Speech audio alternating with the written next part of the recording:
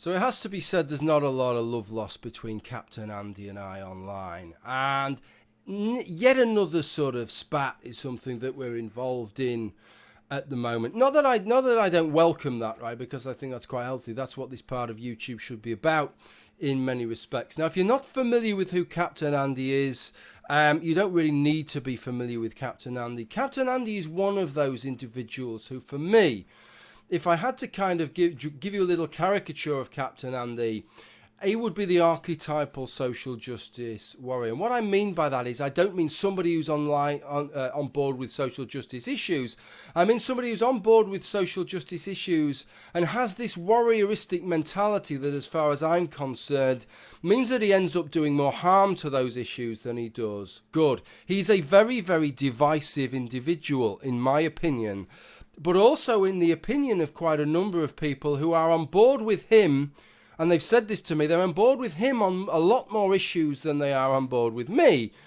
But nevertheless, they just find him very, very divisive. He's one of these people who reminds me of people who are in particular Christian denominations, who it's not good enough for you to be a Christian. You need to be part of their denomination. If you're not, then you can go to the same hell as every fucker else, as far as they're concerned. It's either their road or the fucking high road, right? And there's no in between. Captain Andy has always struck me as one of those individuals. And Captain Andy had made a video, what has YouTube atheism ever achieved? And of course, to me, that's a kind of red rag to a bull video. So I made a response video to that. But then I tacked another video on, throwing the question back to him, asking him what his kind of new progressivism has ever actually achieved online.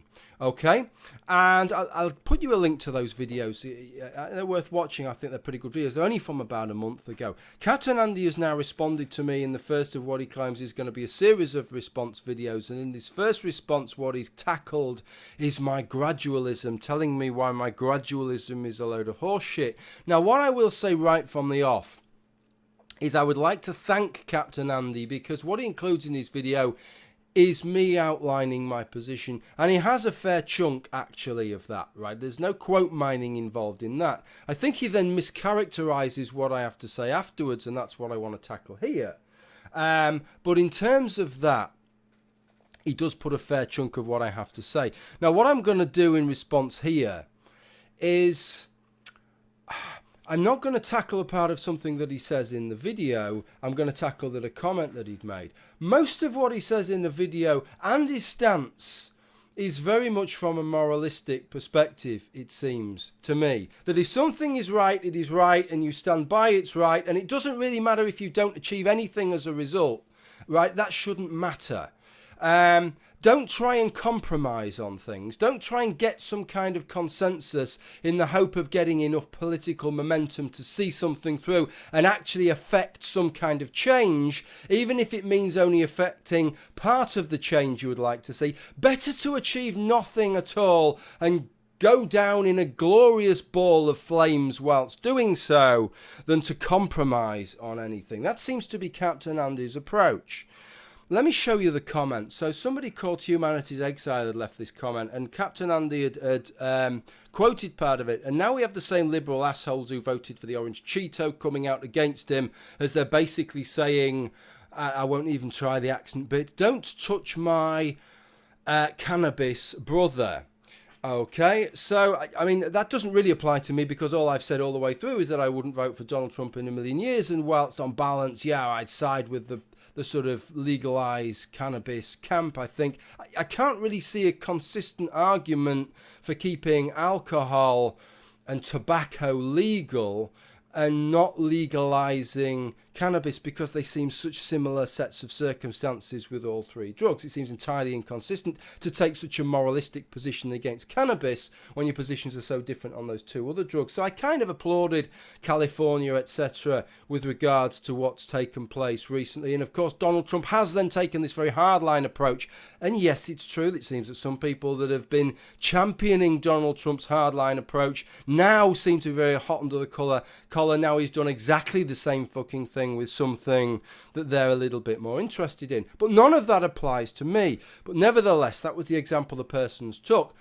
But what I'm interested in is the response that you get from Captain Andy with this. He says, why can't they just take solace in the fact that in about 100 years' time, weed might be legal? So here, what he's doing is he's criticising what he sees as my gradualistic approach, which is what he wanted to criticise in this video. Because that's what I said. I said I'm a gradualist, that in some cases I'm on board with the same issues as Captain Andy, but I think that change needs to take in a more organic way. That people can only go so far, that people are brought up with certain prejudices and limitations. And just calling them cunts and wankers and fucking evil for not being exactly on the same point, the same path that you are on, is not productive. And just insisting that everything has to fucking change overnight isn't productive. It doesn't work because it doesn't get enough people on board. We actually live in a democracy. We don't live in an authoritarian state where Captain Andy gets to decide for everybody what's going to happen. So whatever he regards as right or wrong, he needs to get some kind of a consensus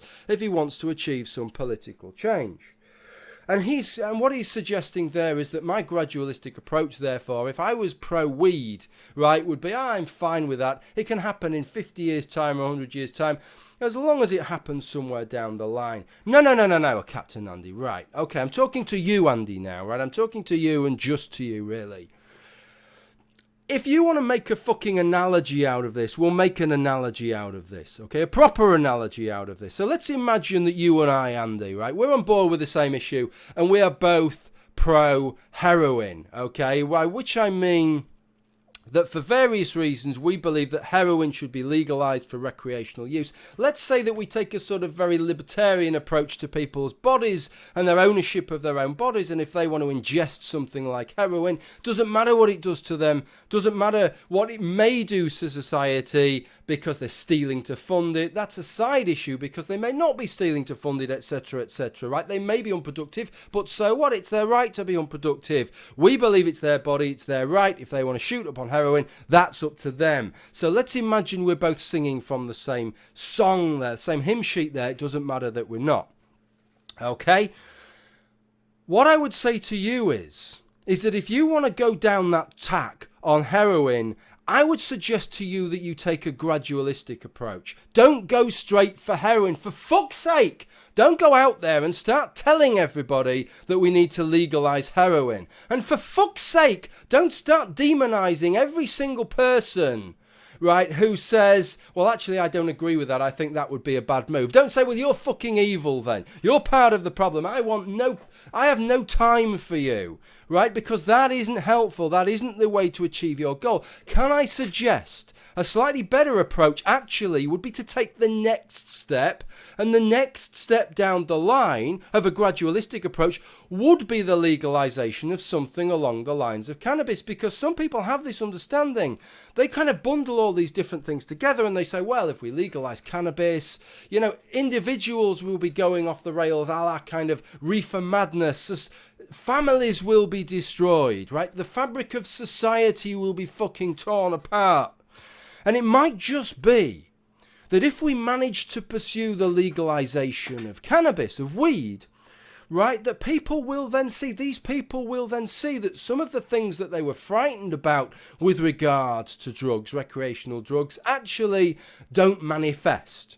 And it might be that they then become a little bit more receptive to the legalization of heroin than they are at the moment. So we don't have to just do everything in one go. We take a step, we allow people the chance to adjust, and then we perhaps take another step, and then people have a chance to adjust again. Or if they don't, if they think, no, actually, this is as far down the line as a society as we want to go, then they can draw the line at that point. So that's what I'm suggesting by gradualism. It's not saying, no, let's not take the next step, which would be the legalization of weed for 100 fucking years. That's not gradualism. That's not doing anything, Andy. And that's not what I suggested. What I'm suggesting is if you want to go far beyond that next step, maybe just take little steps one at a time, rather than insisting, A, that all steps are taken at the same time and ending up scaring the fucking horses as a result, and B, demonizing everybody who isn't absolutely on board with that. Because let's be honest, this is the position as I see it with regard to you. If I came to you and said, hey, this guy here actually, you know, he used to be anti-drugs, right? He was really anti-drugs, but actually I've had a chat with him about cannabis and explained it to him, and actually, no, he's softened his approach now. He's on board with that now, and he's prepared to vote for the legalisation of cannabis for recreational use. I know what your response would be, Andy. Your response would be, fuck him, we don't want his support because he's not properly on our side, because he doesn't agree with us about heroin. So we're not interested in him. If he's not properly on board with the issues, we're not interested. Because that's exactly what you say in your video response to me, that you're not interested. If people aren't on board with your issues in the same way as you are, you're not really interested. Well, that isn't how politics works, Andy. At least it isn't how it works in a democracy. And I'm afraid for you, that is what we've got, which means that you have to fucking compromise if you want to achieve something. And just waving people away, it shouldn't matter to you, really. Ideally, yes, everybody would agree with Captain Andy 100%, and everybody would vote for the same things that Captain Andy votes for exactly 100% of the same reasons. But the reality is that that is not the situation. And if you want to actually achieve something, you're going to have to A, vote alongside other people who are voting for the same thing but for different reasons, and B, accept that if you want to achieve some of what you want to achieve, that does mean that you might not be able to immediately achieve all of what you want to achieve.